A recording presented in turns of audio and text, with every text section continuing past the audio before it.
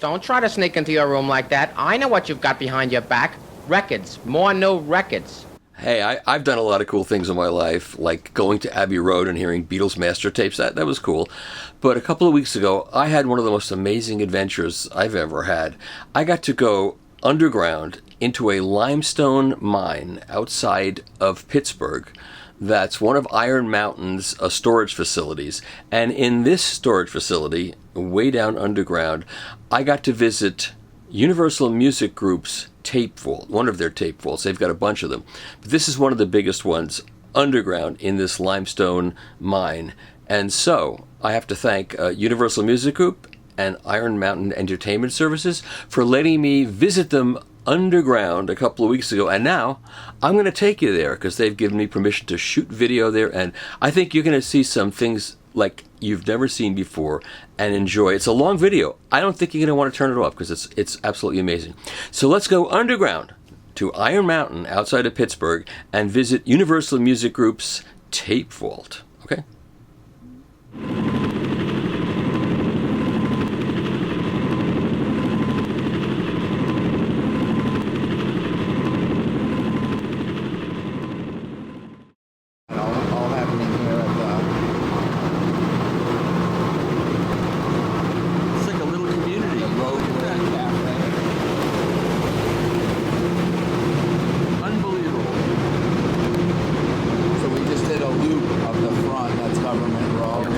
We are in Iron Mountain, about an hour and a half outside of Pittsburgh, and we have been allowed here by the Iron Mountain people and by Universal Music Group. And we're going to show you how they store their tapes, how they catalog all their tapes, and the entire process that they use to, let's say you want to put a reissue out, how they get the tape and process it so you can put a reissue out, and everything else that there is to know about here. So I think we're ready to go. This is going to be great, and it's really exciting to be here and be able to do this and show it to you. Everywhere you look here, there are tapes. This is, you can see what's here. There's a Don Henley, these are former Geffen things. There's Don Henley is here. I actually saw some Blue Note things, copies of Blue Note tapes. And this is Don Henley, Man with a Mission. These are obviously multi-tracks. Don and Cooch. It's exciting seeing this stuff. I don't know how you feel about this, but I do. And you know, people like when I tell stories. So I was with Don Henley when he went to the Sunset Grill, when the people who owned the Sunset Grill found out that he was Don Henley. But that's a whole other story that I'll tell some other time. Look, more tapes are coming. It's like pizza delivery time. Let's see what we got. This just showed up. They're still warm. Which one do you go see? Right here. Oh, the Muddy Waters. Yeah, let's see what it is.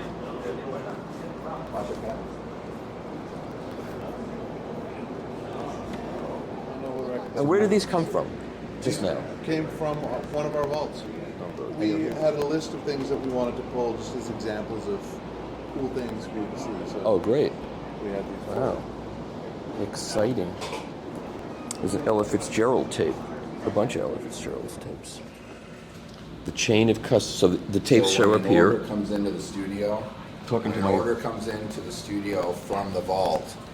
It's received by our inbounding team, and the inbounding team accounts for every asset that comes in here, signs off on it. So then it's in the system as received by the studio. So the customer knows at every point where the assets are in the process. Let's unpack a few of these things, Michael. Sure. Can I take this box? Yeah. I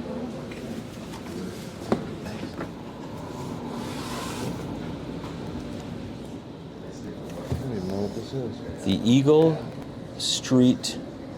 Oh, that's Do you know who that is? I don't know who that is. That's volume 2, side 1, side 2. I don't know what that is. But if it's got splicing tape, it's probably a master. Yeah. It says Gems Master. Okay. That's Reverend C.L. Franklin. And this doesn't give you enough. Reverend C.L. Franklin. Is this the? Oh, this is the one that Aretha's first recording when she's sang with her dad. Really? I think that's what this is. The Fiery Fiery Furnace. Furnace. That's a band also, but this is not that band, obviously. Steve, I don't know if it's I love these old. Oh yeah, audio tape, sure. This is Let's see what's on the back. Chuck Berry, Mono Master. School Days. Wow. Reeling and Rock. Wow, how cool is that? When did the police The do police this ride reunion at tour? Atlanta. Maybe wow. Was that 99 or 89? I can't read. Or 97? It would be funny if you pull out the police at Aurora thing tape that- that yeah. I returned to you guys. That would be kind He of was funny. telling me that he had a tape that someone at A&M loaned him, the police live in Aurora. And then he returned it. And I said, wow, I hope it made its way Because back I'm to an the honest guy. Oh, Louis Armstrong. This is a copy. Yeah, it says copy, and it looks like a copy. Yeah, well, I mean, at least the box does. Yeah. The tape, No splices, so yeah, it's relatively new tape. nice to have a copy. Yeah. What else we got here? Another Chuck Chuck Berry Berry. Twist LP Mono Master. School Days. Sweet Little 16. So this is similar stuff was on the other tape too. 2 of 2. It says 2 of 2 record 2. But so you have to go through and you have to figure out what all this stuff is on top Oh, yeah. of because it I could mean, be. that's what our label guys do. Yeah. When they research a project, Yep. they'll look at this and figure out what's what. Bing Bing Crosby, what I was Irish this Times. Lura, Lura, Lura. Yeah, MG. So that was a Verve. It's really nice handwriting. Miscellaneous. Wow.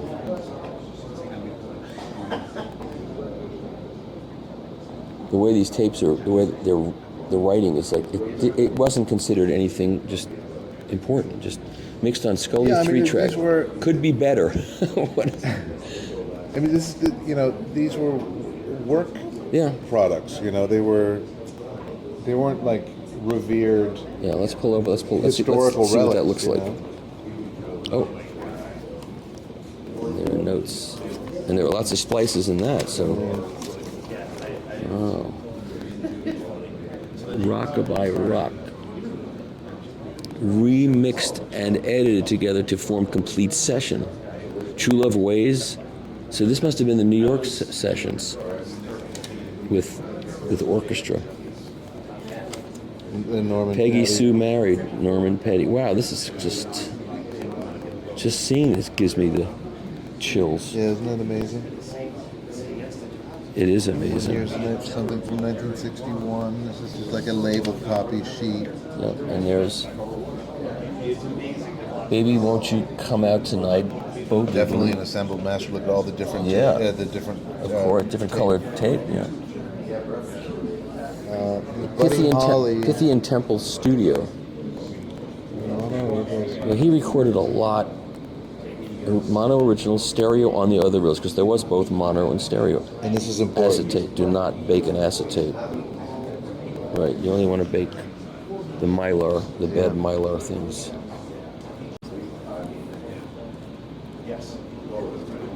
1958. 30 Ips originals. New York City. Yeah. These. Yep. This is when he came to New York and he was Yeah. had an orchestra. And then this is from 2018. This is a preservation, some preservation notes. Yep.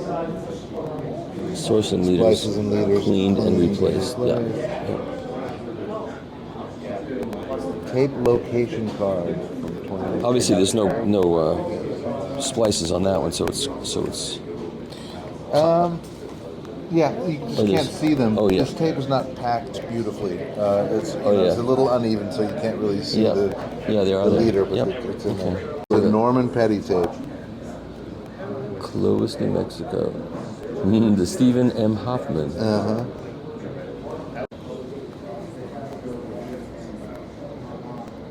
That's cool. That is cool. wow. Look how good his handwriting was. And that was so. What? That's So this was a tape box. the small, the 7-inch reel. Well, no, this was cut. This was cut out of the tape box. Oh, wait, at that's some right, point. yeah. just preserved because it was Yeah. look, songs by Buddy Holly, original tapes Buddy made in apartment in New York. Oh, wow.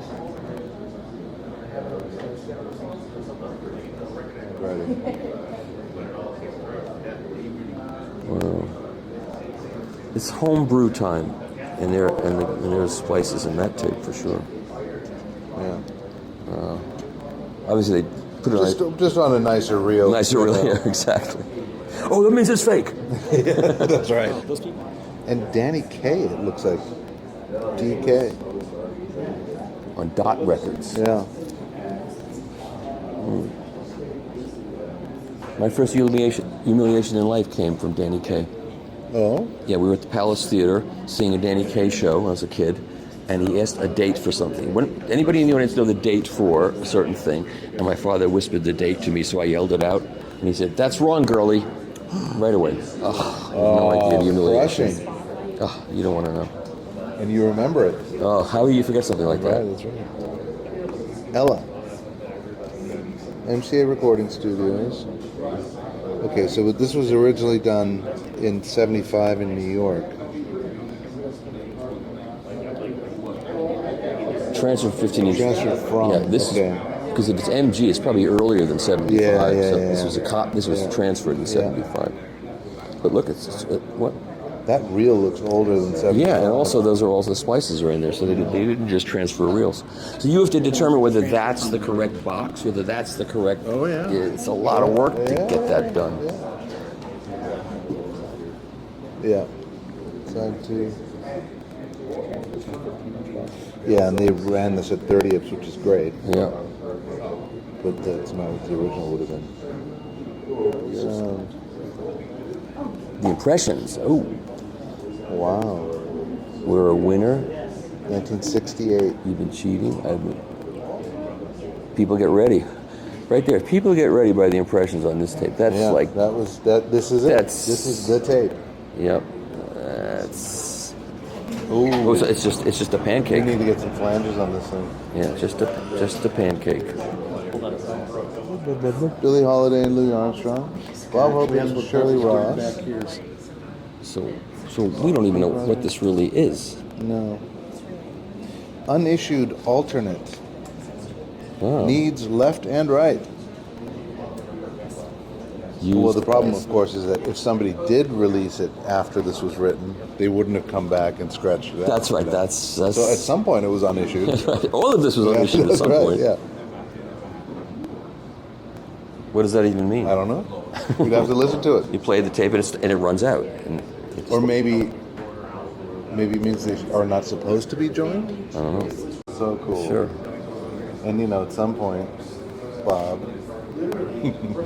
I always complain about this. Putting the sticker on there. Yeah, there was a time when It's a huge Again- challenge. You don't want to ever obscure metadata. And even though this doesn't seem like metadata maybe 30, 40, 50 years ago, but now that's metadata. Yeah, Just the well, yeah. brand of the tape Yeah. is Exactly. part of the archive management. So knowing what brand, when it was manufactured, might reveal whether it needs to be prioritized as an at-risk format for preservation or something that and also it's a cool visual Sure. artifact. Yeah. Now, can you get that off of there? You don't want to get. Yeah, tricky. we have way. I mean, we've talked about this with Iron Mountain. What's on the back side of there? Let's see what this is.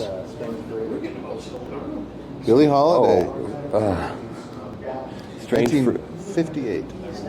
But look, the other tracks are removed. Probably to a comp reel. yeah. Fine and mellow. Original, not for Yesterday's. mastering. Too much echo? Question mark. It's for you to determine. This is Commodore. Do you think this has too much echo? Yeah. I don't know. Commodore. Do So you? this is old. Now, what's in this box? Is There's not one going to be a song- whole lot left on the one reel, song, or probably. two? But that's the original. Yeah. Oh, So you can see a lot of the tape's been removed. Yeah, That means out yeah. to master pad. I don't want to step on anything. Yeah. So that means the tape was spun off and compiled sure, in order on someplace another else. reel. But the original of this track, which is so critical to her discography, is still here. This is it. Yeah, that is it. With a deck of stickers, isn't that Yeah, great? and it says "Made in Great Britain." But in Hayes, where we actually had an archive facility until 2 years ago in Hayes. I visited there. We were and the All Stars. Satchmo at Pasadena. Cool. More live in Pasadena. EMI tape Middlesex. Now, I wonder if it's just on that. It doesn't make any sense. That would be EMI. What year is this one, Pat? So Is this is an EMI flange with a what is the receiving The receiving hub. hub? Get one for you. Ah, you got one. I know it's not Atlanta, Georgia. That's a receiving hub, but different kind of. Oh, it's Reverend Franklin. again. Reverend Franklin. Bill Grauer production. Rev Franklin. They were on a first name basis. So this recopied, limited, and EQ'd in 1964. 64. Yeah. Yeah. check out That's this. what this is. Look how quickly he came up with that in 2 seconds. How often do you see that? Every day. I don't know about every day, but we do see them more than you would think we would. Yeah. that's- You know, basically, the platter sits on there like that, and then this, it doesn't work without the post of the tape Yeah, machine. yep. But, because this screws down, there's a screw in here, and it screws down into the yeah, very secure system. pin of the The hub and spindle playback. hub, Yeah, spindle, yeah. yeah. And so then it's grooved here, so it basically locks it right on Oh. there. So, Oh, I see it. Yeah. Yeah. so Cool. it can't spin that way or that way, and it can't lift up. Yeah, lift up is the big problem with these things. So this is the inner sanctum, and the tapes just keep rolling in here. Is this like someplace you'd like to visit like this? I know I would.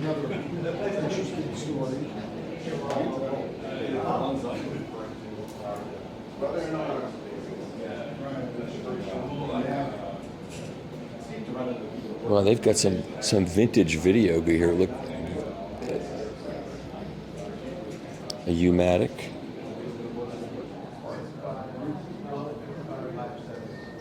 I think they're set up pretty well in here. Sony Betamax, that's my format of choice. Work going on in here.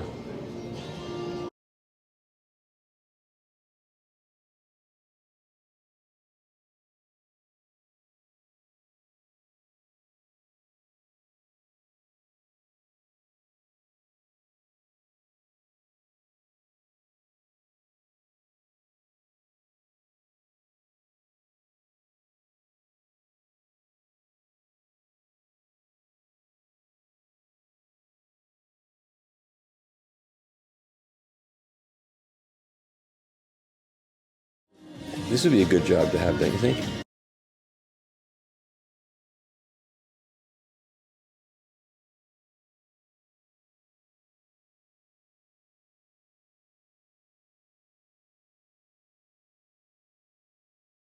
A belly button, I've got that on vinyl.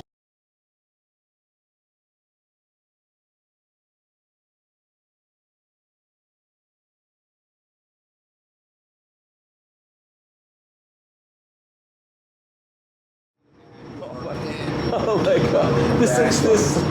This you know what this looks like? This looks like something that was done with artificial intelligence or You can see the door at the very back end. There's like a green door back Yes. there. When you walk through that, all of this happens again. It's another room this size. oh, It's stunning. It's huge. Richard Thompson. And right next to it is a record by the Carpenters. And right next to it is a record by Luther Vandross. And there's Malaga sound recording. So We'll these, run out of film doing this. Or Ocean Way, Electric Lady in here. Well, and this is part of what I really love about looking at tape spines is all the cool, yeah, Sound Factory, logos. the Jesus Lizard, Eddie Kramer. Lisa Marie Presley. Look at that. Wow. so much history in the Red Hot Chili Peppers. Yeah. Well, Westerberg. And Chicken Grease, D'Angelo. Oh yeah, wow. The Dandy Warhols. Ben Harper. It's like there's no... You know how Ben Harper... Bonnie Scott's, I was just there last week. Yeah. Wow. Yeah. Second show, second night of who? It doesn't say. Someplace it says. And they were recording multi-track tape. Sarah Vaughan. Oh. Second night, second show. Well, here's the thing. If you look after the Beatles archive, you know that every single thing in that archive is incredibly valuable and Yes. important. You look after the Stones archive, same thing. You look Yeah. after any artist collection, everything is critical. Yeah. We're a different animal. Yeah. We have copies of copies. We have boxes full of staplers and other things that have been collected from people's offices, right? So we end up with 6 million assets across the world, and the job is to constantly figure out what the most important stuff is. We don't throw anything away, Right. but we do have to prioritize. Sure, otherwise right? it's... So it's And you're constantly discovering things. Constantly. That's constantly. the most of it. And people say, well, why didn't you just use the original tape the first time? Well, Yeah, maybe we didn't find it in right. time. Maybe it was mislabeled on Yeah, top of everything. exactly. Oh, okay. When the label actively pulls orders, right? Let's say they're looking for Sarah Vaughan. They keyword search in their existing database for Sarah Vaughan, and they get a ton of hits. But it's hard for them without precise, comprehensive metadata to actually nail exactly what they're looking for. Yeah. So it necessitates you guys pull everything you have. That's right. That delays the process of digitizing what they need. And then our engineers are their eyes and ears saying, hey, is this it? Is this it? This is probably it. This isn't it, whatever. So they're pulling these assets. Then they have a subset that they then digitize. And then the label, pushes it. But also, just the metadata isn't enough.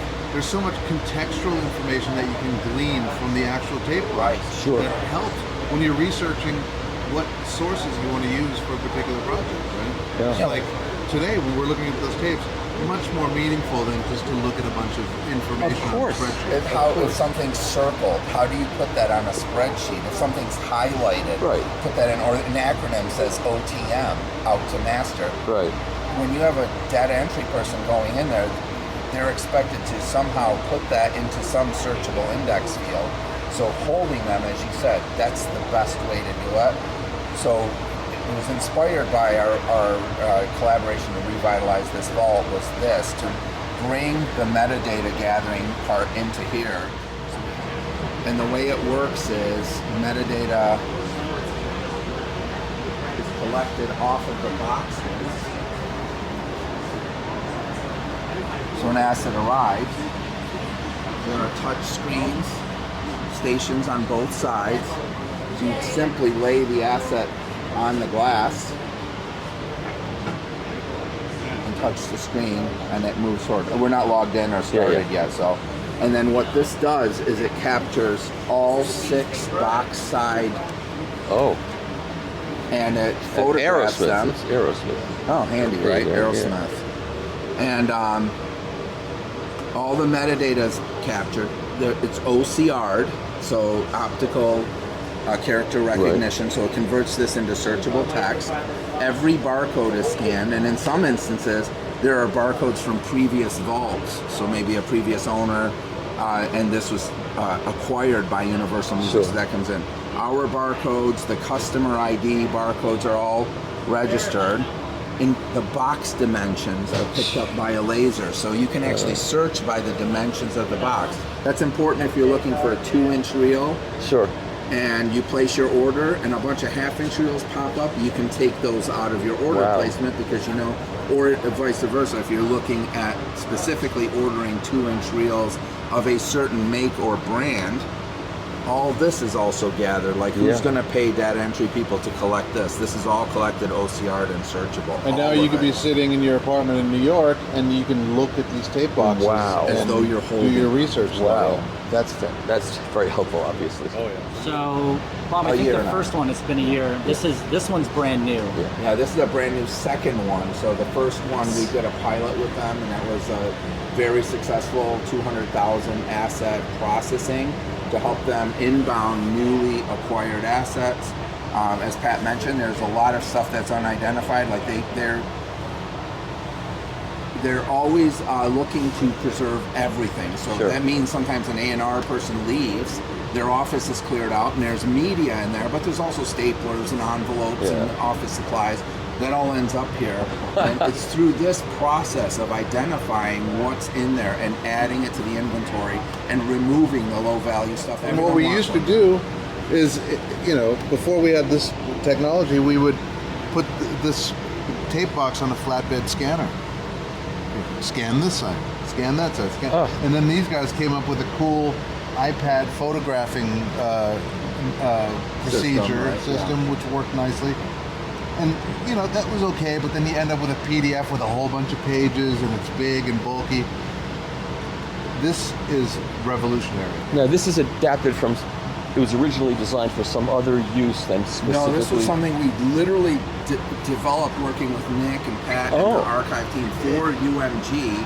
And the company that makes this, though, I mean, it's a private developer and that we work with. I see. So this is, you literally ordered this machine to be developed for you. We gave them a list of what we need done with media assets, giving them dimensions, went under NDA and contract with them, and they're a global sort of 3D solution sort of development company that we work with, and they partnered with us to build this thing, but no other one of these, other than the first one we made, exists. And this is the second one. This is the second one, just to keep up with the archive. But to put it into some perspective, and Nick, I think you have these numbers, the old way, the manual way, scanning every box side and all that, was taking about 4 to 6 minutes per asset, obviously depending on how much is written and how much metadata needed to be collected manually.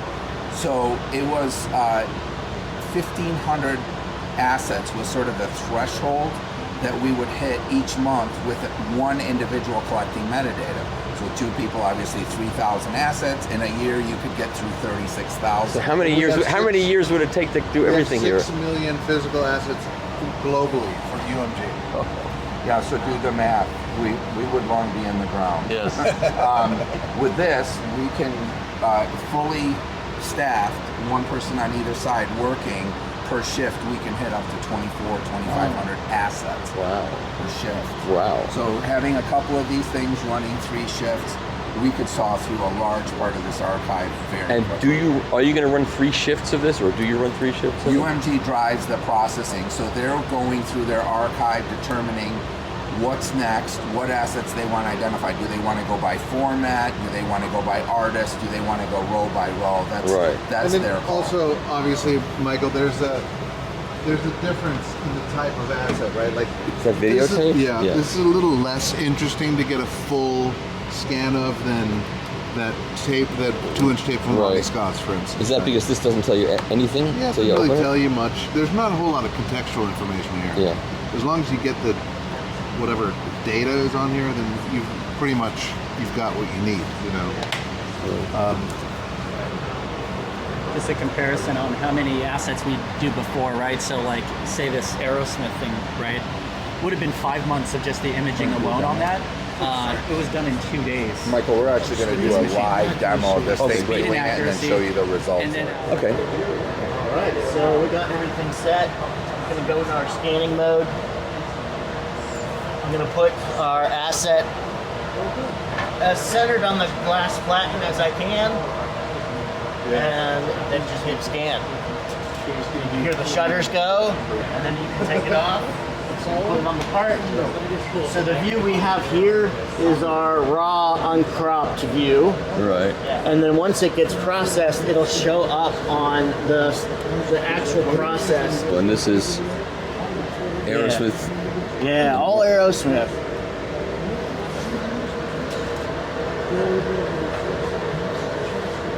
Let's just do these 3.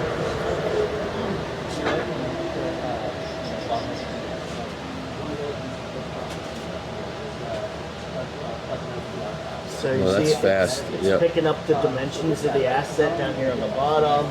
Yep. We're tracking how many scans we did today, each session. And as it gets processed, it'll show up on the screen here. Okay, so let's show them. So we're showing, we just scanned 3 assets. Yep. So you could see, Pat was talking about this before, there's a consolidated PDF that always does the same order for research purposes. Right. Front of the box, back of the box, primary spine, secondary spine, top and bottom. Always in that order. So they can go through a lot of PDFs and research quickly. All these images are then cropped. So you can see the cropping comes in to give it a more cleaner look. And box dimensions are all captured. You can see those on the bottom. Yep. You Wow. can tell what half-inch reels or 2-inch reels are. You can show them the 3D. Yeah. As Pat was saying, you could be in your apartment in New York, and it virtualizes this vault. So you could then. So I'm going to export the data that we captured.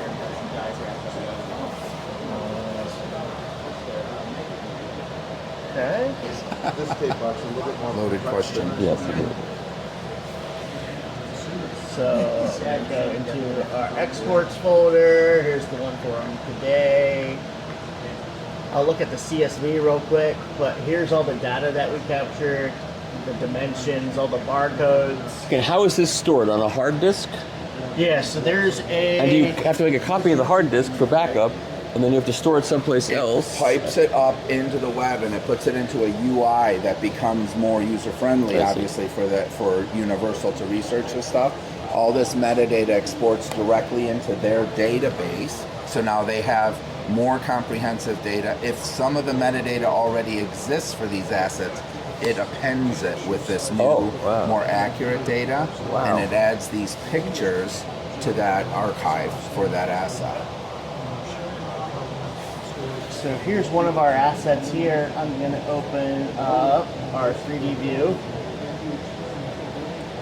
And Nice. This is very nice. Whoa! Yeah. That's great.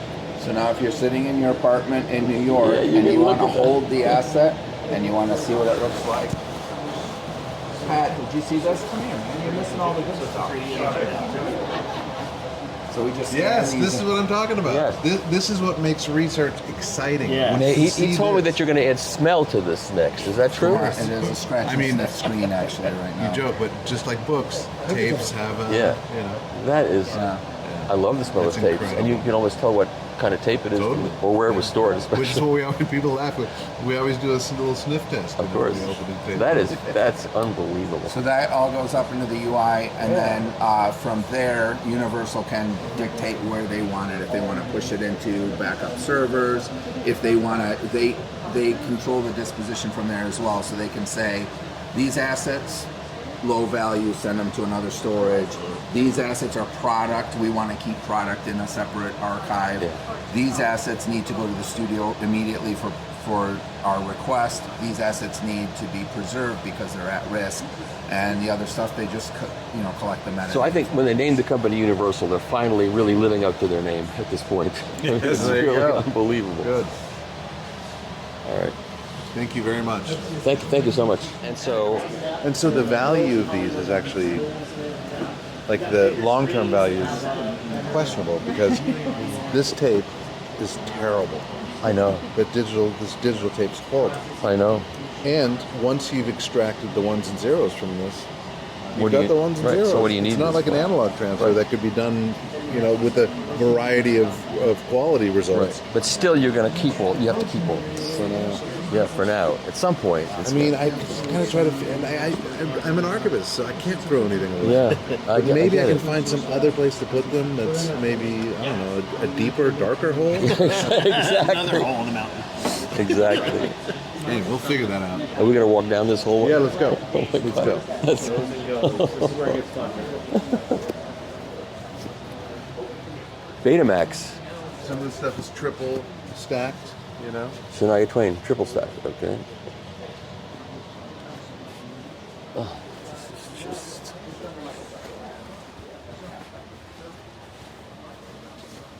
Film. So film, as you can see, is stored flat, Right. whereas the analog tape is stored vertically.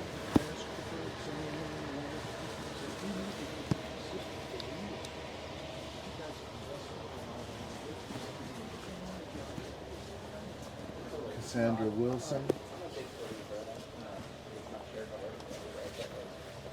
Everywhere you look, everywhere you look, there's someplace you want to stop and look. Oh yeah.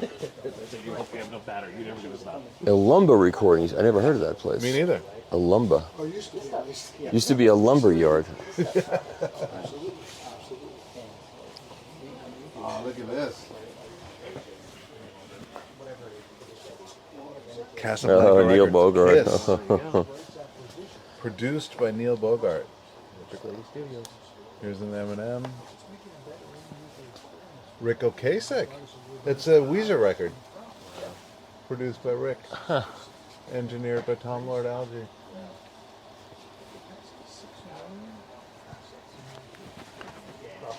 And we're just coming upon this stuff. This wasn't like put out here for my benefit. That's I correct. promise you. They didn't just, let's make the end caps really cool, like at a supermarket. Exactly. Guns N' Roses. Upstock the end caps. Yeah, Curly Shuffle. I don't think that ever came out. I don't even know Oh, that. 1999. So this is during that Chinese democracy era. I don't know that record. I don't think Curly Shuffle, where they're talking about Curly Moe and Shemp. That's right. I try thinking, but nothing happens. Oh, Bruce Sugar was the engineer on this. I know that name. Isn't he a songwriter? The problem is, how do you work? Because you come here, you stop, and you have to look at all this stuff. What is this? Mrs. Robinson. This is like the end of Raiders of the Lost Ark, where they just put it in that big thing and closed the vault, and then it wasn't seen again. It's not alphabetized, and they know where everything is. The Neville brothers. So how much of this is this has all been cataloged and known? This is all catalog. All cataloged. Oh, yeah. So in 2 minutes you could pick anything that's here. Yeah. That's unbelievable. And I think he told you that black door down there. The lights go on. It's another this. Can we just walk down there and You just? can keep going. I don't think people believe. They don't believe Oh, it. hey, Michael. You mentioned Gillian Welsh, Yeah. Woodland Studios. Oh, there you go.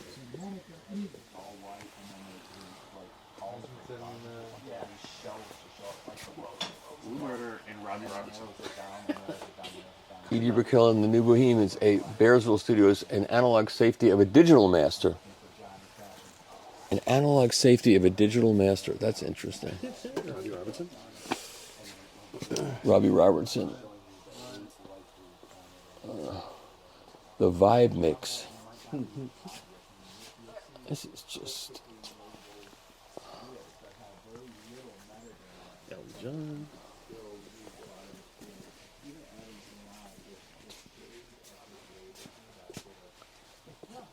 So much stuff. The New Bohemians. Look, P.D. Brickell, right? it's almost to the ceiling. Check this out again. This is a Warner format, and the red stripe meant it was a cassette master. So you know all that configuration. Yeah. It's good to know all that. Yeah, It's yeah. good to have been around. Right? Yeah, exactly. Right? Sterling sound.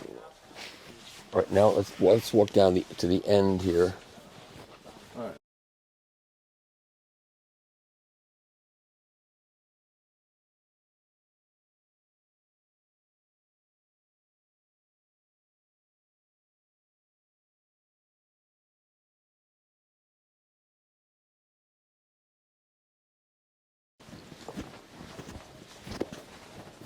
There's a lot of Warner stuff in here.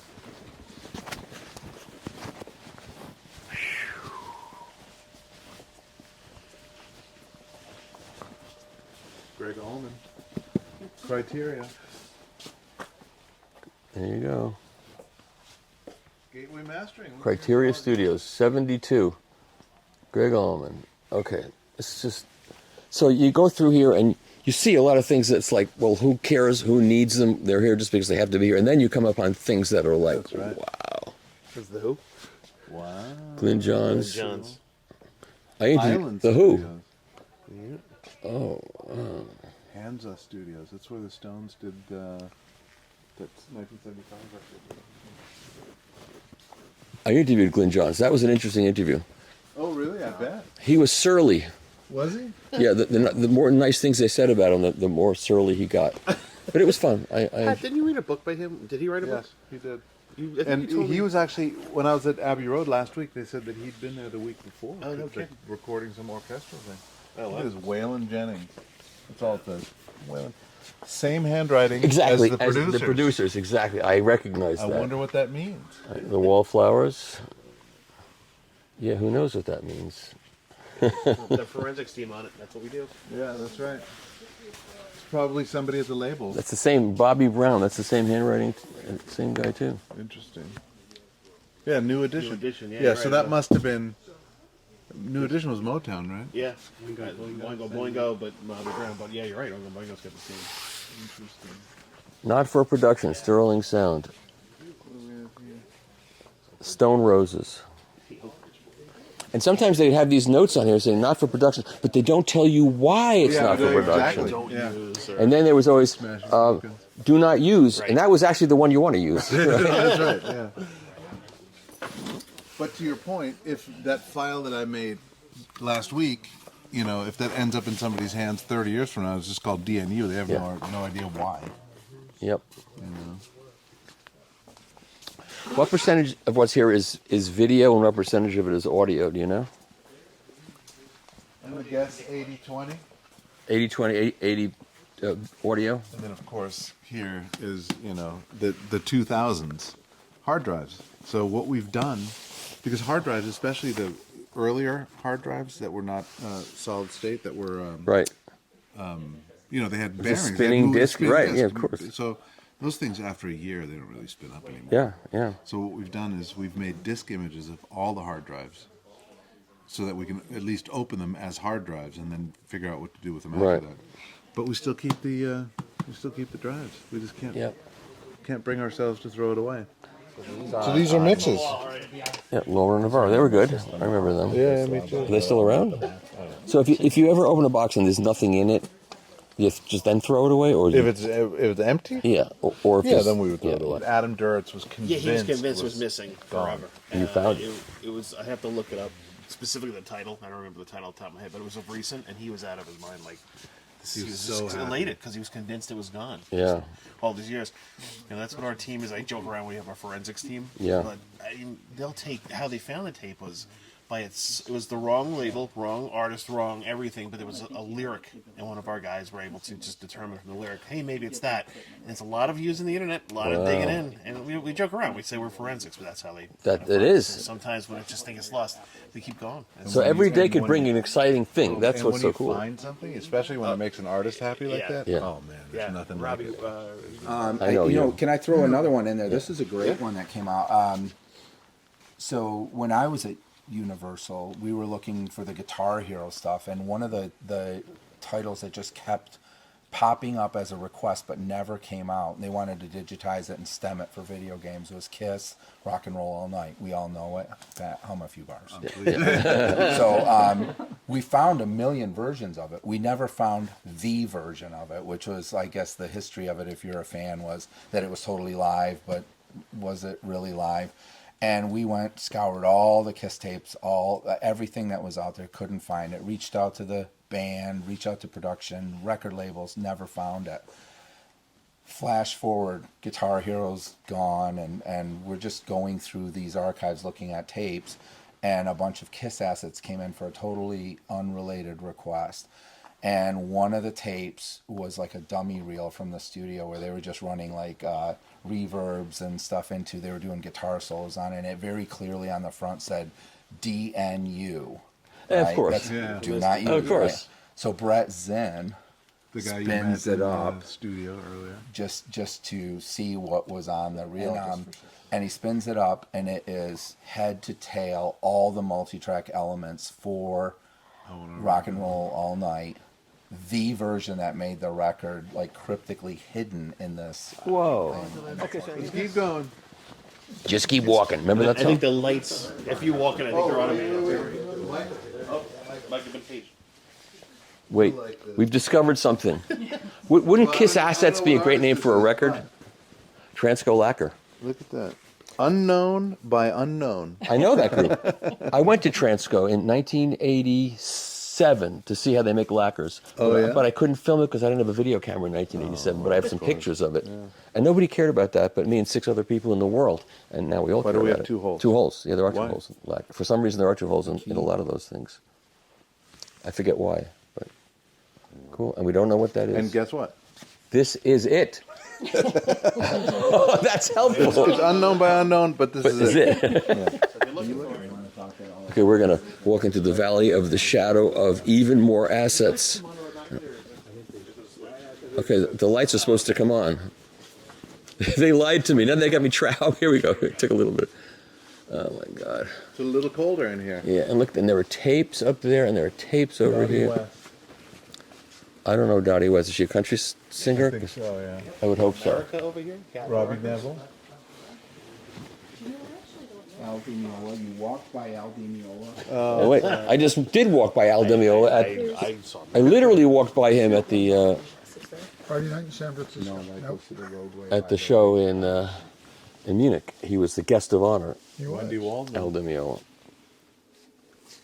Okay, but this kind of nitpicking, we could be here all day just looking at these end caps. It's just, it's... Director's reels. I don't know if anybody will ever look at these ever again. I don't even know what movie they're for. But those are like dailies, I would imagine. Yeah.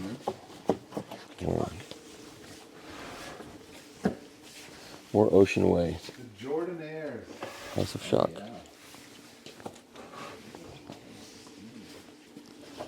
Scotch 111. Indestructible. Indestructible. Yeah. That was the best tape.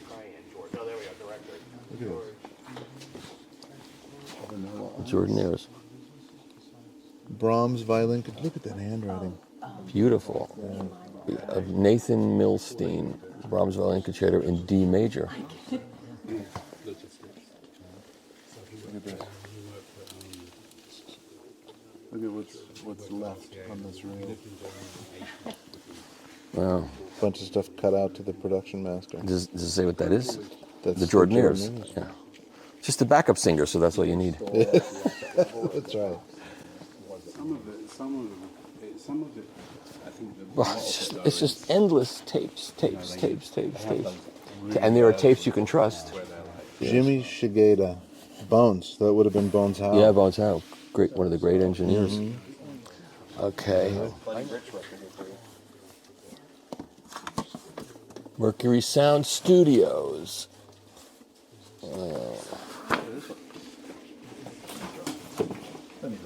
I'm feeling Buddy Rich. Wow. There was so much stuff recorded. That's the other thing you realize, how much stuff was recorded. Actually recorded, yeah. Larrabee, EMI UK, Chris Kimsey. I'm just going to walk to the end and back. It's just...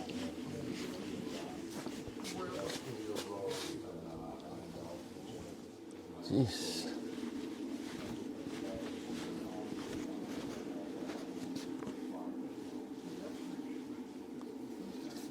Mind-boggling. It's mind-boggling. That's the only word for it.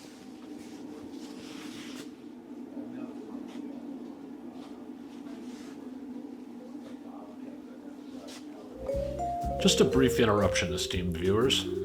As you may know, I'm Tom Martin, Chief Content Officer of The Absolute Sound. We have a new product. It's on the Substack platform, and we're going to do some interesting things with Substack. First of which is reader questions and answers. Each Monday, readers will submit questions. We'll pick the most interesting ones and we'll answer the questions on Friday. We'll also have early access to articles and special blogs that don't appear anywhere else. We hope you'll join us. It's only a cost of a cup of coffee per month. Just check on the screen or in the show notes below. Thanks. And now back to the show. Herbert von Karajan and the Philharmonia, EMI England, so an Angel record. All of these were released on Angel records, and most of them are terrible. Oh, really? Not the recordings. The recordings are fantastic, but the Angel, The pressings? they could not press a good classical record in America. It was very, very difficult. Well, Capitol couldn't. They just couldn't.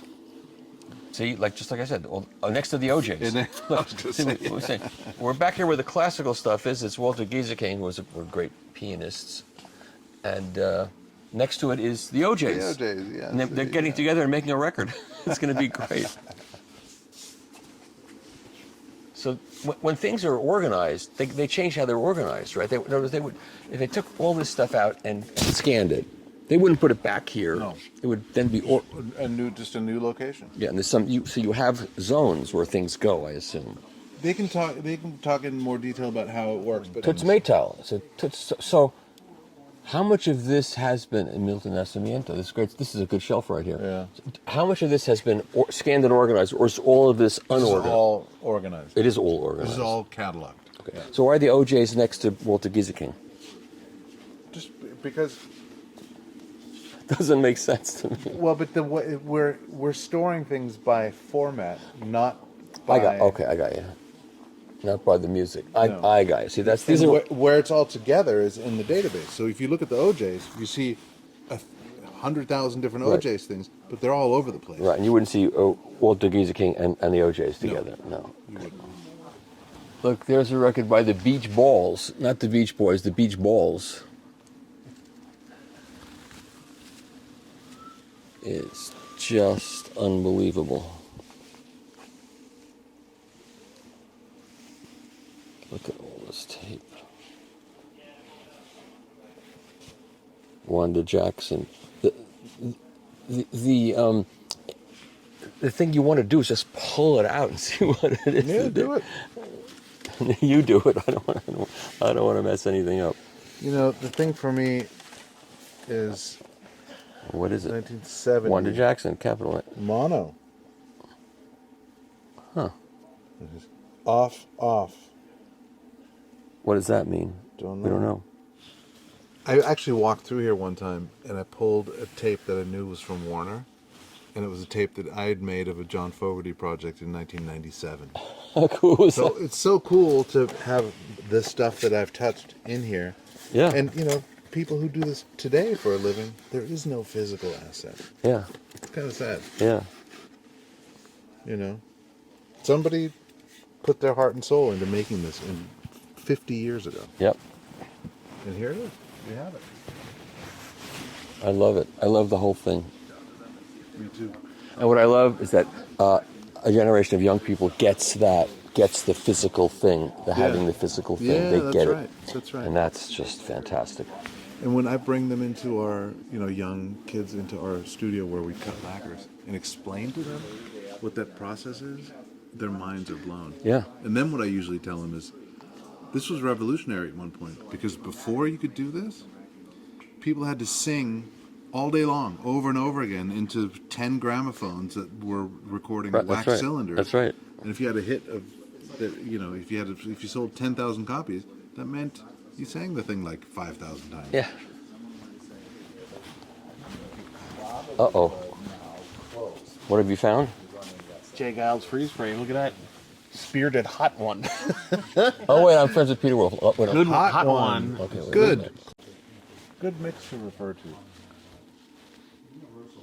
You see, 1982, August 19. I saw them on that tour. That's capital.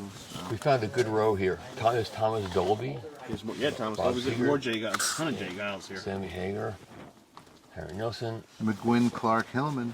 Piss on the wall. Ashford Jay Giles. Simpson. Did that come out, that song? Piss on the wall. Piss on the Wall by Jay Giles. Look at it. It's very, very good. Very good, very good. This is Billy Squire. Yep. Where are we looking? I missed it. This is like the Boston. This is all they have this Right, place right, right. separated by region. So every group's from Boston are here for some reason. Or something. More Jay Giles. Let's see what we got here. Angel and Blue. This is one of the reels. So all the Giles assets are.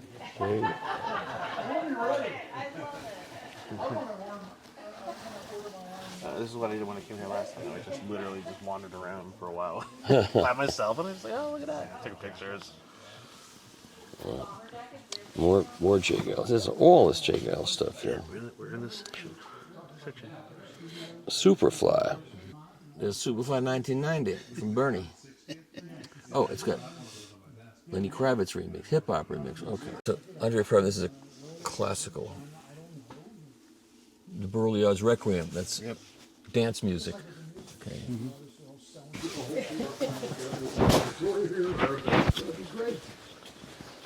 Look, that was the back room. This is the front room. It is. It's like 10 degrees warmer through that door.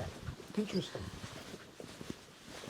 Just going to walk all the way through here without stopping, just so you can experience this, because it's just absolutely. We walk all the way to the front door. We could stop any place and find a tape. And what is this? This is Adios Mariquita Linda. I have no idea who that is. It doesn't matter. Meat, then you get look down a little bit. Meat Loaf. Look down a little bit. Elton John. Richard Perry. I'm Ready. Right there. So wherever you look, there's just, it's, and it is organized. It seems like it's disorganized because because there was, the OJ's next to whoever Gieseking. Well, wouldn't it be good if they did a mashup of Walter Gieseking and the OJ's? Let's see what's here. Patti LaBelle and the Bluebells in the orange tape. Patti LaBelle. Shadowfax. Okay, now we're in the New Age section. Hey man, I'm feeling mellow. MCA Bobby Brown. And that's in metal boxes. Crazy.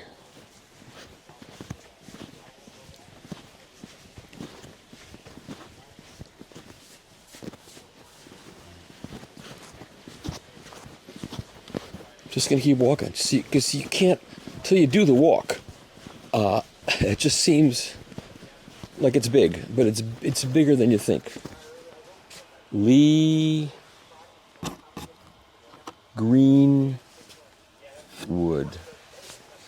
Electric Lady Studios. Duke and the Drivers. Duke and the Drivers. Okay, Duke and the Drivers. Another Boston band. Here's Howard Roberts. This would be good. Produced by Ed Michelle, who we know. We know all these names here. Mike Kerr. My Little Funhouse. Do we know who that is? I should know that, but I don't. Roger Williams. Okay. Quarter Flash. It's just... it's unbelievable.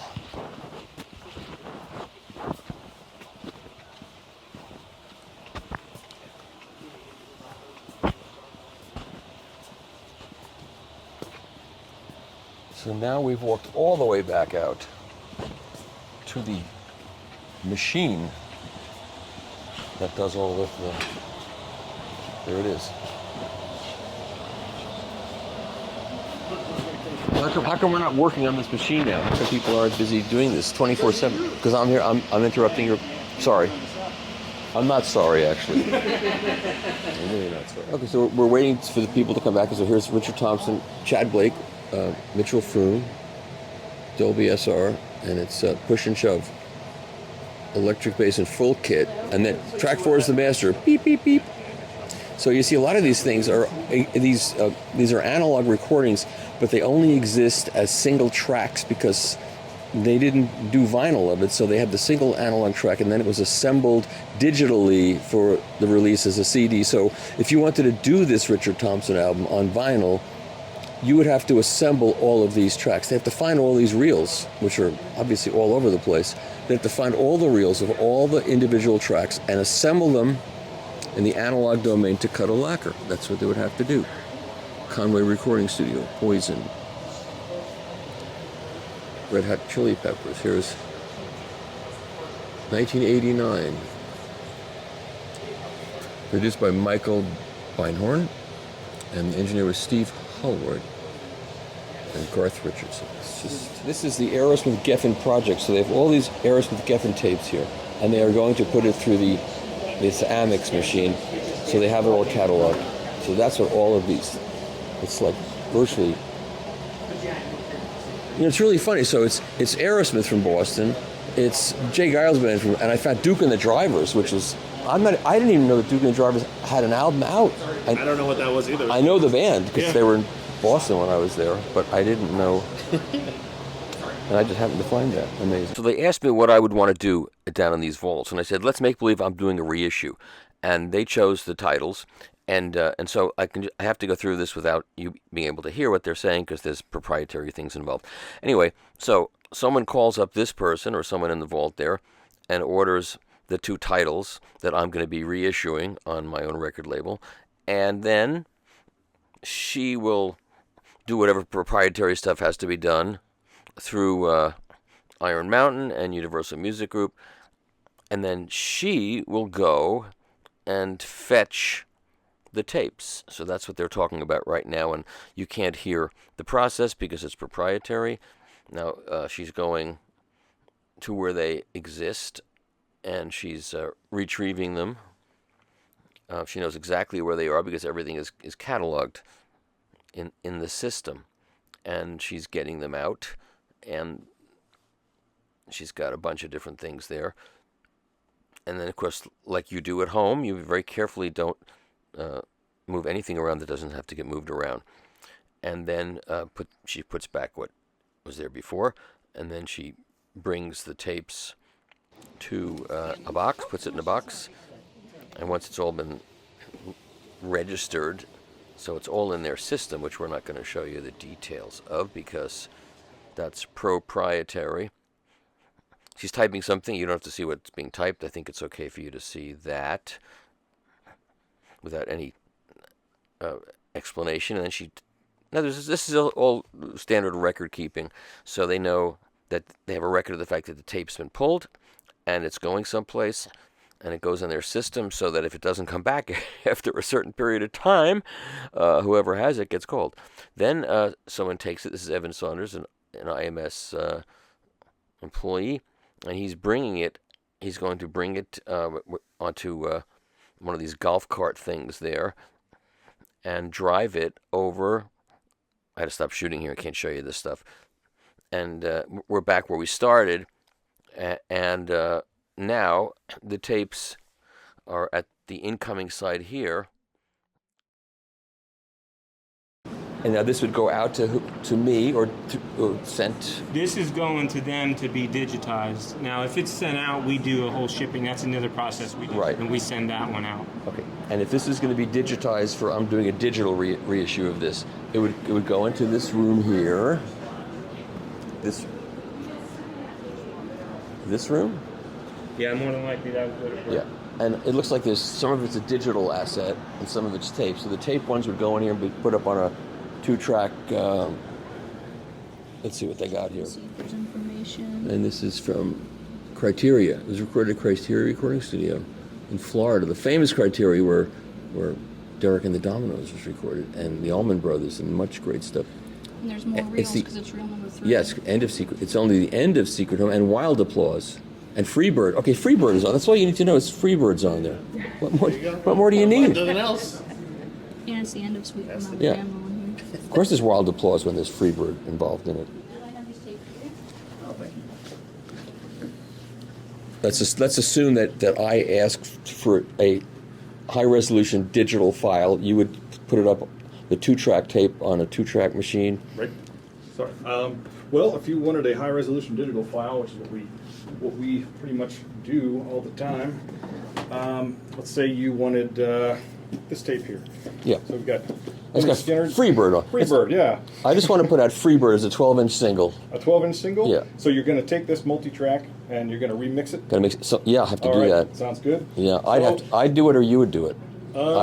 We would transfer it. Yeah. And then whoever is going to mix it, typically the label handles that. So you could make an analog copy if I wanted one off the analog tape. We could do an analog. Because I'm analog pure. So you would make a one off the analog tape, carefully done. Very carefully, yeah. And I would take that tape, that 8-track tape, and I would have my guy mix it to 2-track analog, and then we would cut the 12-inch single and sell it. Okay. You have analog all the way through? I'll take a look at it, and judging on tape stock, so this is most likely Ampex 456. So, as many know, this is going to need to dehydrate before I play it. You gotta or bake I might it? damage it. So I You am gotta- going to dehydrate this. We do that for 8 hours at 130 degrees Fahrenheit in our convection oven. Where do I sleep while you're doing that? Oh, anyway, we've got a couch somewhere. Okay, good. So that's the dehydrator, That is the dehydrator. So which is not the same as an oven. It's right, it different. has right, and it can operate at a lower temperature. Can you do vegetables in there while the tape is happening? Well, if you'd like the tape to have a nice scent, absolutely. Okay, You good, cookies good. too, Then you can but- eat while you're doing Absolutely. it. Right. All right. So then you bake it. And Right, then you. so we bake it, put it in 8 hours generally. You know. It's KitchenAid too. That's interesting. Just, Yeah. oh, 16. So before I bring it over to this 27 here, I actually have to convert it over to a 16 track. Do you change the headstock? Yes, sir. I know this terminology. I've been around the block, my friend. I know headstock and Woodstock.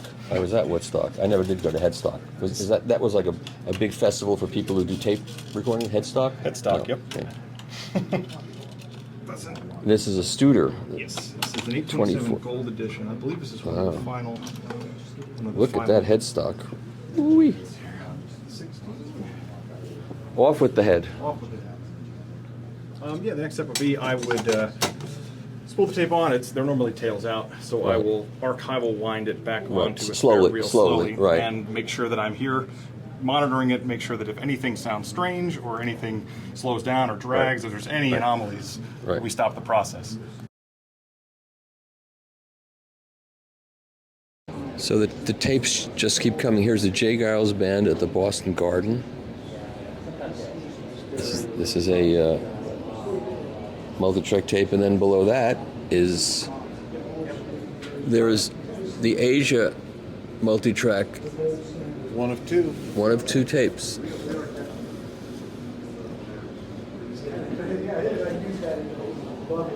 You see what's right below it? Jellyfish. We were talking about them yesterday. Oh yeah, that's right. Spilled milk. Yeah, the jellyfish was there. She was playing that back and doing something with it in the other room, checking it out. Now over there is an Asia Master. Yeah, on this is the multi-track master. But to the right of your hand. Oh. And what is that? I don't know. It's a Steely Dan Master. Which one is it? Let's take a loop. Yeah, let's have a look. Bust them open.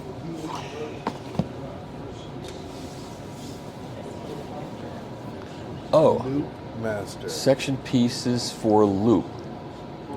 Original with the Fezon. track from which the A reel master was made. So, I don't understand. Was there an assembled? But They must have. I mean, maybe they made. There must be a loop on that song. I don't know. And this is a master multi-track. Yeah. 2-inch. Okay, so that would have to be used. That was used to make a mix. Yeah. Oh,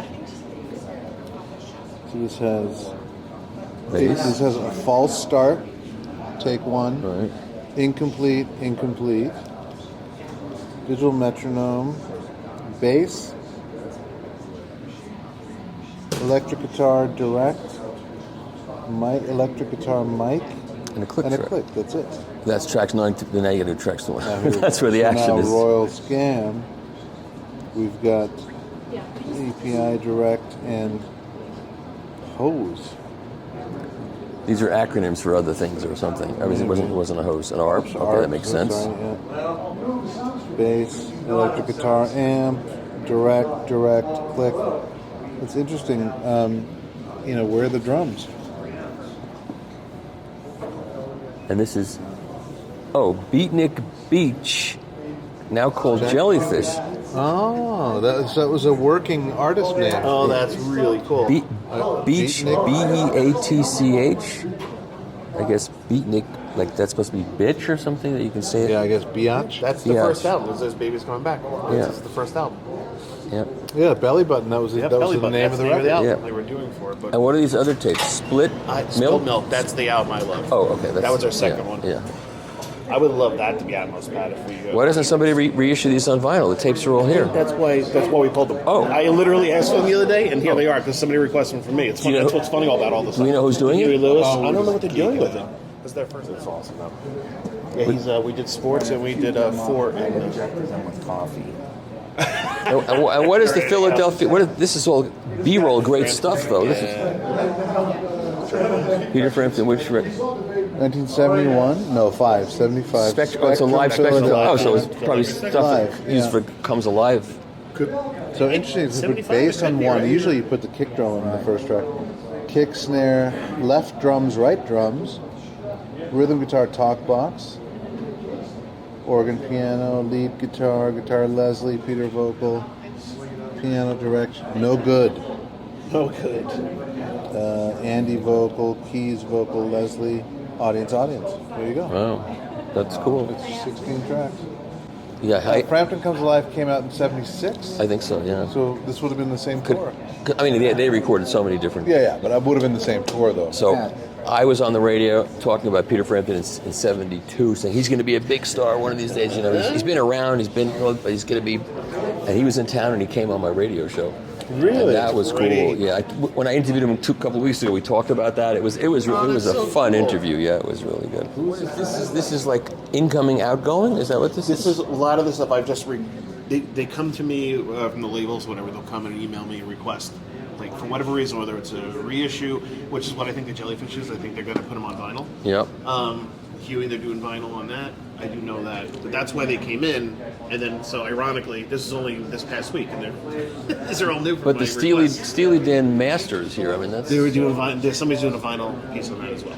Well, I know there's vinyl coming up, but this would be multi-tracks. Would have to be remixed or something.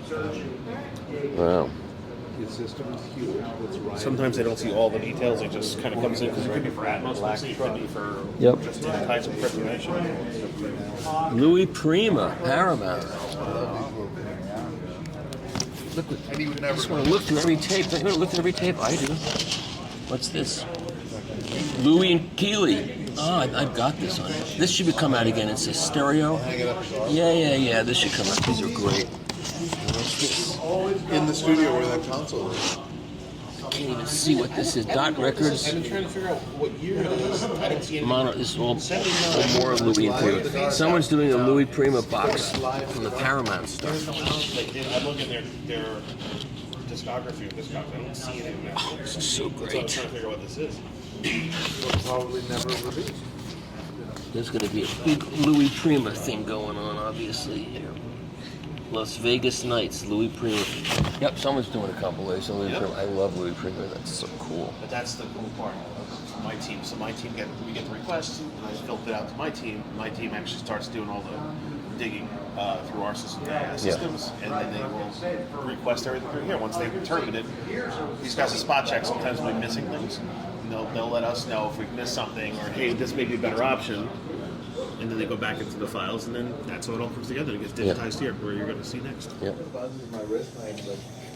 So you got the right headstock back on there now, because we had the wrong headstock on there before. Correct. I don't want to mess up your thing, you know. Oh no, all good. We got the 16-track headstack now. And which tape is this? 15 inch. This is the Leonard Skinner. This is Fox Theater live, 1976, I believe. And this tape has been properly baked? It has been dehydrated. Are you baked? No, I'm not. Oh, too bad. I'm not able to say. Yeah, no comment. And, I don't know what you know about tape machines, but the Studer Transport is known for its gentle tape handling. Like so butter. Really, like butter. Yeah. So when you do a transfer of this, you're doing a flat transfer, and levels are equalize all the levels. To a reference tone or a reference tape, and it's just all flat. So we're not introducing anything out of the ordinary or anything into the sound. And what are your A to D converters? What do you use? In this room, we're still using analog. We're going to update this to Pro Tools with new prisms shortly. And what are you using there? What is this? The analog, I think it's a 32. Yeah. USB 2.1. Orion. In here. Well, we're basically a prism shop, and we do prisms mostly. Yeah. We're using ADAs on all the other rigs. And do you audition different A to D converters to see which sounds best? We auditioned quite a few of them. Yeah. We landed on the ADAs, the prisms, several years ago. They seem to be the most transparent. That's what you're looking for, transparency. That's You the know, main- yeah, we were looking for something that wasn't color, adding a Yeah. colorization or anything. I personally think the burls are really cool, but not for digitizing, priceless assets. And that's done on basis of merit, not in term. You're not doing any kind of like deals, like. Oh, you mean like handshakes? Yeah. No, there's no I wish handshakes. they were getting us a deal. or endorsement deals. No, there's no So it's handshakes. legit. It's a legit. You. So, yeah, it's a legitimate- merit-based system. Yeah, we landed on prisms Yeah. and decided that we wanted Yeah. prisms, and so it's been, it's pretty expensive to get into that, There's some money here, So, and it's important. right. So, we have been putting together the rigs with prisms. So everything in this room next door is all prism. Yep.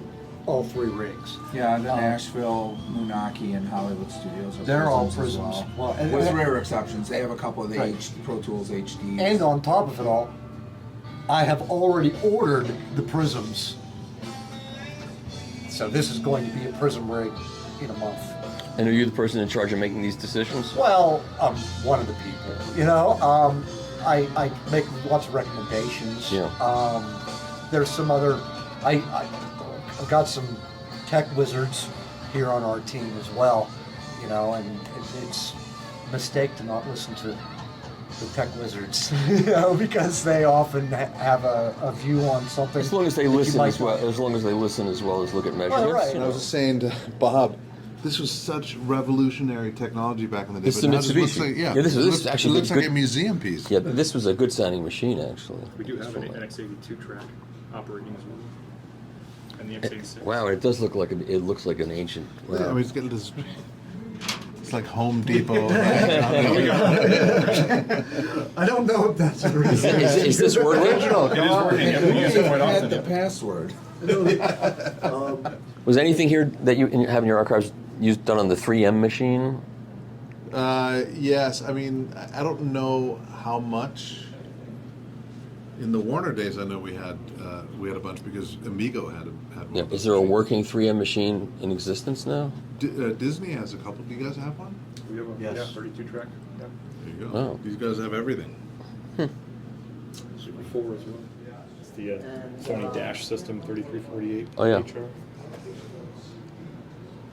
And anything you might need that you don't have, you can always procure someplace, I'm sure. Usually, yeah, we have some connections that we can get what we need and parts and things like that. We get creative too. You have their name for this? Well, we room? just call them Studio 1 and 2. And which this is one? This would be Studio 1, Okay. right? And so over here, the conversion on this rig is all down here. I have it shut off here at the moment, but it's all Prism ADAs.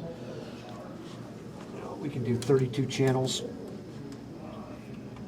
32 channels of Prism conversion here on this rig. Dolby A and SR. Right. Decode here. This is all based off the output of this Studer 827 here, which is slightly older vintage than Matt's because it's not a gold edition. And how do they sound similar? I think they sound pretty much identical. Yeah, I would hope that would be the case. The other thing is a lot of the time. What's your name? My name's Brett. Okay. A lot of the time, the head stacks are removable on these. Yeah. So we can run 24 track on Right. it. We can run 16. We can run 1-inch 8 track. With a little bit of ingenuity, you can run Scully 12 track on it as well. The only difference between these two machines is the way we synchronize it to time code. Yeah. I mean, we have a microlink system on this to synchronize it to time code, and we have a Adam Smith Zeta 3 on the other machine. Okay. I have And this. this is your board. This is searching for something here, I imagine. And clocking, Antelope 10M. Right. That's clocking a Antelope Trinity. And then we use the Trinity to distribute clock to everything in the room. So everything is clocked to the nth degree. We're not really necessarily doing critical listening in the respect of for enjoyment. Right, of course. You know, we're listening more for like anomalies and phase shifts in the stereo field and That's important dropouts stuff, and things though. of that nature. Phase shifts. The idea is for us to be able to send the best possible transfer to whatever the next part of the chain is. Right. Whether it's a mastering engineer or whether they're whether it's a final production piece that's going to like say a streaming service or something of that nature. So that's the goal here. And of course we occasionally do some mixing and stuff like that for some of our clients here. So I have a control surface here that basically is just a control surface for Pro Tools. Right. And your monitors are Atom Audio? Yep, got Atoms and NS10s on this rig here. If you must. Yeah, the NS10s, right, exactly, for references. Okay. So that's basically what we have going on this one. But because this is a 32-channel rig, and we have everything Elco'd in, we can just pop an Elco and roll something else in. So if this. So you were saying the room is really versatile. You can whatever. Yes, it has to be. You have has to to be be able to. because we never know what's coming through the door next. It might be 1-inch 8-track today. It might be 3-track tomorrow. It might be 4-track the day after that. And what's the state of this ATR here? You have. I just don't have a head stack on it. The head stack's been taken off to be used somewhere else. But again, I can put a mono head stack on it. I can put a stereo head stack on it, 3-track, 4-track, butterfly heads, that sort of thing. So it's very versatile. Again, basically any format, 1 to 4-track, be it 1/4-inch or 1/2-inch on this machine. And we can do all the speeds. We can do. We don't do 1/7/8 on these. We use other machines for the 1/7/8 stuff. That would be a cassette master. Well, now 1/7/8 would be more like a dictation format, like somebody who's like recorded a boardroom meeting or something like that. It's not so much audio critical, but when you're getting into the audio critical stuff, it's we can do 3 7/8 up to 30 amps on these machines. And again, this machine is hooked up to this station here, where there's another prism in play. Also have a Dolby unit. In the case of every now and then somebody requests DSD. Yep. I have the Tascam DA1000. But you don't do DXD, right? I do not do DXD. I don't have not much of that around. I've never had a call for it in 20 years. Nobody's ever asked for it. Yep. Well, it's a new the 32-bit. What is it? 32-bit, 384, 32-bit. Right. DCM. Right. It's extremely high, But I mean, I can do 2.8 and 5.6 DSD on the Tascam. Only 2-channel. Granted, I've not had a single request for anything more than that either. But we can do the DSD transfers here too. Yep. And if there's not Dolby on the tape, it's literally, there's nothing between the recorder and the tape machine. I literally will interconnect the tape machine directly into the Tascam. Yep. And then I will monitor out of the Tascam through the prism, which is an interesting thing in itself because we normally digitize at 192.24 here. And when you're running DSD and you monitor at 192.24, you can see the noise shaping. Oh. Because 192 is up that high. Right. So you can't really monitor off of the Tascam higher than 96 because you see the noise. So that's an interesting little quirk. The very first time that I did that, I was like, I don't understand entirely what's happening here. And then as I read a little bit more about how the DSD actually works with the noise shaping, I was like, that's noise shaping we're seeing there because the frequencies are that high, you just can't hear them. Right. You can't. I don't even have. Yeah. I don't even have a.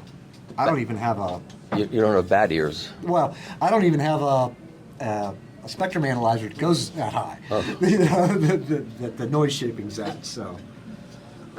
All right, I think we have a good handle on this room. Same thing going on here. That basically Carrie's rig here is basically a mirror of this rig that you were just looking at.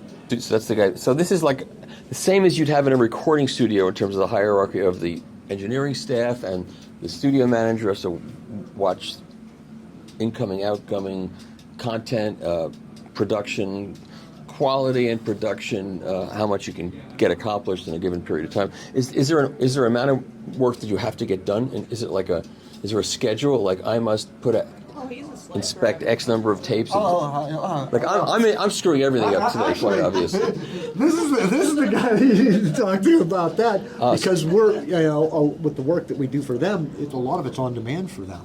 So, right. So there's a combination of on demand and there's also just the normal rote archiving. So there's two separate things going on at one time. Yep. Yeah. Yeah. So we have our different initiatives for things like at-risk formats or formats that have become obsolete that we're always trying to take care of and get off into better formats. And but the commercial aspect of that's probably drives a good amount of it, I would say, right? Yeah. We call it the speed of entertainment here.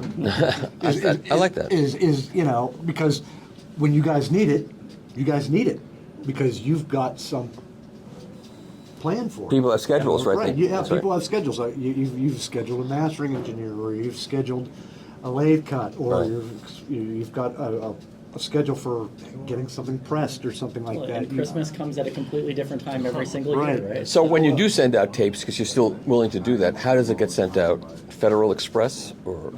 So the answer is it depends. So nothing leaves the mountain here until it's been preserved. Yeah, I was going to say they all come here before they go anywhere. Right. So if we can help it, nothing ever leaves. Right, but people still want to cut from analog tape. In those cases, yeah. So they'll come here, get transferred first, and then if it's a one-off thing, like usual ship, like maybe like a UPS sort of thing. It's always overnight. Make sure. It's still scary. Never on a weekend. Never on a weekend. You don't want it sitting in a. It's still a scary thing, and it's a huge insurance cost. I'm sure if somebody wants to do that, they have to pay a lot of money in insurance.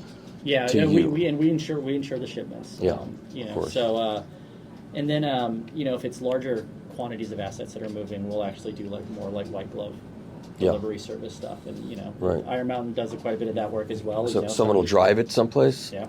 Like you go to Nashville, or you'll go. Yep. Yeah, I was going to say that has happened. Yes. Yeah, I know. I know the beacon storage for Blue Note. Those things get hand brought, and it's very carefully controlled, which it has to be these days. Right. Right. Exactly. I mean, the assets are invaluable. Yeah, of course. And you remember my colleague Eric Bricker, I think that you met up in Portland. Yes. And so that was another situation where we worked with Iron Mountain and they drove those things back into. And where are those tapes came here that were in Portland? No, those are in Hollywood. They got to Hollywood. Those got to Hollywood, and they did that in a 2-driver team. They basically didn't stop. And has anything happened with those tapes? Have they been played and auditioned? And they've been cataloged at this point. I'm not sure. I couldn't say offhand how many have been digitized. Yeah. Well, I hope that turned out to be useful things for you. Oh, absolutely. Okay. Absolutely. Okay, good. Great. That was my intervention. Am I allowed to know? Yes, I'm ready. Thank you guys. Thank you guys. We're going to do a little driving tour.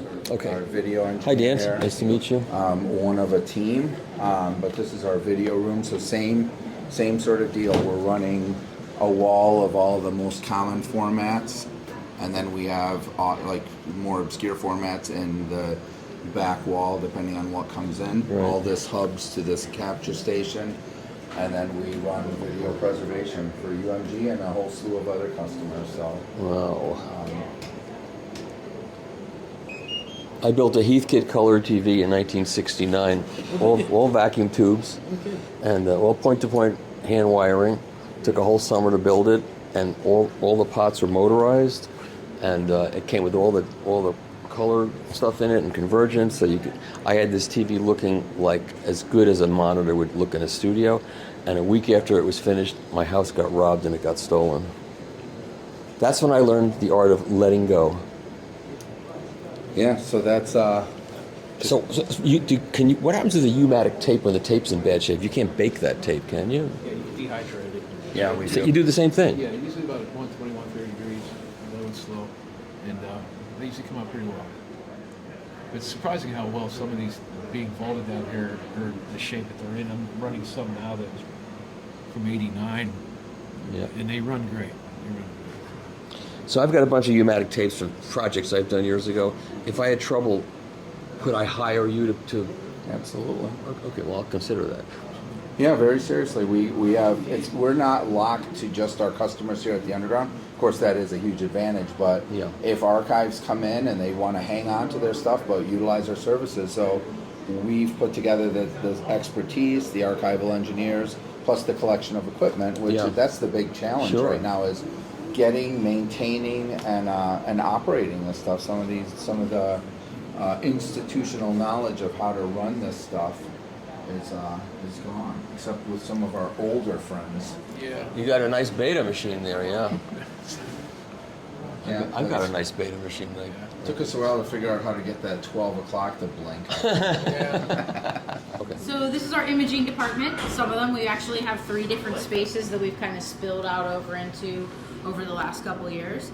Basically, AJ here is our supervisor. We also have a project manager that handles things, but I'm also the solutions architect for different projects that come in and but across the globe now at this point, so that's exciting.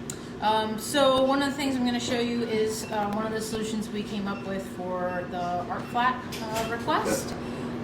But a lot of the other things that we do here are any kind of imaging work, so any kind of transmissive or reflective work for posters, anything you can see through. Some of the examples on the wall we can actually talk about.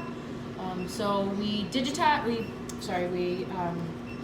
triage, capture metadata, and handle those materials, and then we capture in our capture room, which I'll show you, and then do post-production, and then a QC portion. Okay, I'm familiar with the word triage, but not in relation to this. So what does it mean in relation to this? So triage, we look to make sure there's no damage, like vinegar syndrome. Oh, I see. Or there's also some materials from the 70s that are actually leaching plastics onto some of the images that we've seen by other clients. So we make recommendations based upon the collection of like how it's stored, how it's organized. And do you find it's almost the problems are related to by decade, and in a certain decade there are certain problems? No, because it could be a photographer who extended their fixer a little bit too long and didn't clean out their fixer, or their developer or their stop bath. So if any of those chemicals either weren't mixed properly or they tried to make them last too long, that will also damage assets. If anything got wet, if anything was too dry.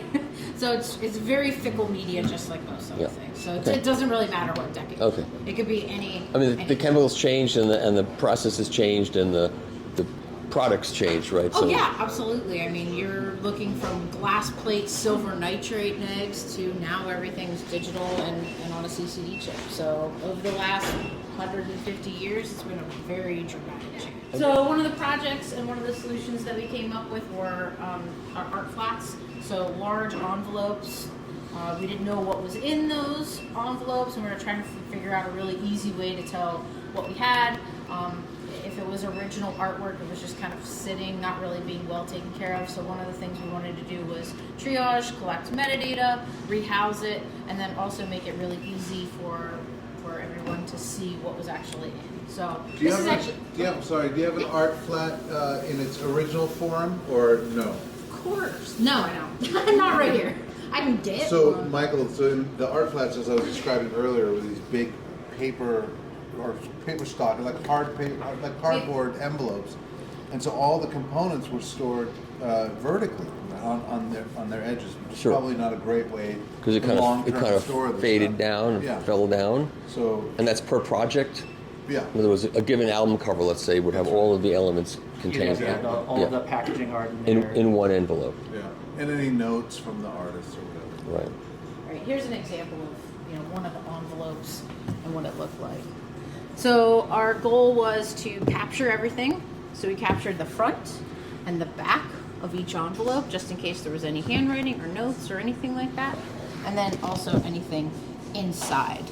So this is just an example of what was inside. So we captured that. We also included numbers above each asset, so that if we ever wanted to do at an asset level, we could go back later on. This is the same machine that you had to do the tape boxes. This is a different solution. Different machine, okay. Yeah. So if you just want to smidge back just a second. Of course. So here's the final product. So this would have all been stored in a big white sort of paper envelope. So this is an example of what you're seeing here. So we also, here's an example of this. So this is another. But they wouldn't have example. been individually wrapped in this. Right, it's just stuck in beautiful paper. stuck in an envelope, right? Yeah, Bethany, each of these wrapped pieces is a separate art file. Correct. Correct. So we can understand what was in each one of these through the photos that were captured. But they also live in here. Yep. We also, And you're not going to take that apart for me. You're just going to show me the pictures. That's good. no, I'm not going to take it. No, good. I would say That's please. the point of the photos. Please for don't. Sure. Right. So then we've also created a dedicated FileMaker database to capture all of the metadata. So including size, how many assets are in each one. Also, then you can double check the images. So we did a physical QC and a digital QC as well. And what is this exactly? This is a FileMaker database. No, I mean, what's what is this project? Oh, like? I don't. You know what? What I is don't that? even. It's not big enough. Hold for- on. This is a cover of a. Is it a DVD or? Looks like a VHS. Oh, yeah. Fantastic something. Yeah, let's see if I can. Oh, there's no Photoshop on this. So I don't know if we can even blow it up anymore. But yeah. Okay. So it's for a VHS cover. All right. Yeah, those are the color blocks. But all that in there is for one VHS cover. Correct. Everything in that's in that. Fantastic. So all of that is just for that one cover. Correct. Just this. These are other assets. Right. Yeah. Oh. Just maximize the capacity of the box with multiple projects. But it keeps it separate as well. We So, also so there are multiple projects in this box. correct. Oh, And can they're you see all this one real quick? organized For by. instance, we have Slayer at Wembley. Oh, okay. Doesn't everybody? Yeah. Blood red, yeah. So Summit. And how do you determine what gets shared in a box? Doesn't matter. Doesn't because you know where everything is. We know where everything is. Okay. Good. They don't have to be like items necessarily. Right. Obviously, they're not. Slayer and the whatever's football fabulous, finishes. whatever. Yeah, definitely not the same thing. And one of the cool things about this this new method of us packing them this way for us is, Bethany's seen this, like, this one here may have been in like a giant envelope that took up a bunch of space, but really it was only this much material, right? Right. So, we're actually able to reduce the storage. And now you can footprint mix and match a bunch of different things. Now, how do you store these? Vertically? Do you store horizontally? Horizontal. Yes, horizontally. Yes. And the top of the box is strong enough to you can Right, stack yes, these. Yeah. So we've got it rated for how much weight the box can I see. withhold, Okay. and then we've measured. And that these out. boxes had to be custom made for your needs, or So no, these are actually boxes archivally created boxes from Gaylord, which is an archival preservation Oh. company. So yeah, we ordered them special for this particular project. And you- Acid-free paper, acid-free boxes. so you've got a Acid-free storage barcode. facility here on the premises here where all of these things are stored, stacked and cataloged. And so at the push of a button, you could bring one of these out to get something out of it if you needed to have. Like if you needed Slayer at Wembley, you could find it in the database, and then somebody would bring the whole box, presumably, Correct, right, and yeah. pull it out. Right. One of the goals is we didn't want people leafing through things. We Yeah. wanted to be able to just bring us this box. We can find this. We don't have to, leaf through everything Yeah, in the of box. course. We know exactly where it is in the box as well. So we actually also created QR codes to make it really easy to access as well. Right. And who came up with all of this? Who devised all of this? Our team here. A team. yes, It's teamwork. We don't give teamwork, any yes. individual credit for anything. It's a team effort, Absolutely, which is sir. good for everybody to be involved. It wasn't just me. No, I know. There was a large group of people that helped us come up with Well, when this. they all leave, you can tell me it was really you. So. No, that's not me. Okay.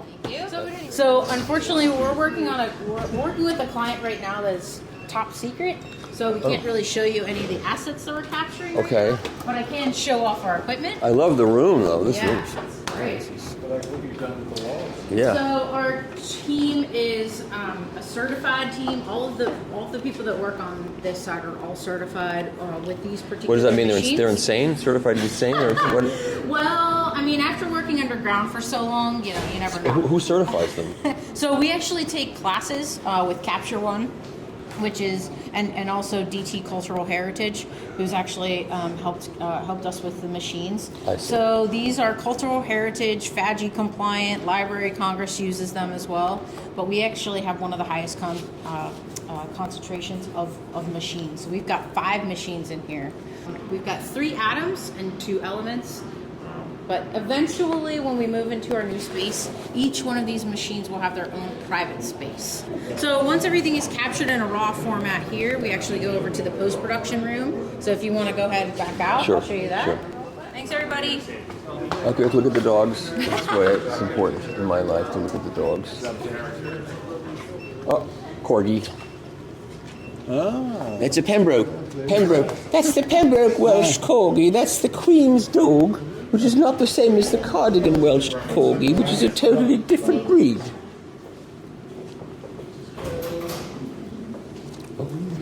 Yes, we are. Wow. So after everything's captured in our capture room, everything comes over here to our post-production room. So these guys are dedicated to setting black and white points, colors. If you wanna, you wanna do before and after? Oh yeah, there you go. So we can check black and white points. It's also another QC point check for us as well. So again, using Capture One, and again, most of the team. I think everybody in here at this point has been certified. I just got mine. Yeah, there you go. Good job. It's on the fridge. So again, we really want to keep the clicks, or not the clicks, but like the pressure off the machines, and just really want to kind of create like more of a step 1, step 2, step 3. And again, it creates a QC check at each point as well. So once everything is captured here, it goes back out to our asset management team. It basically FileMaker database. So we QC to make sure that everything's been captured, that we're good to go, and then we outbound those assets. All right, thank you so much. All right, thank you. Thanks, guys.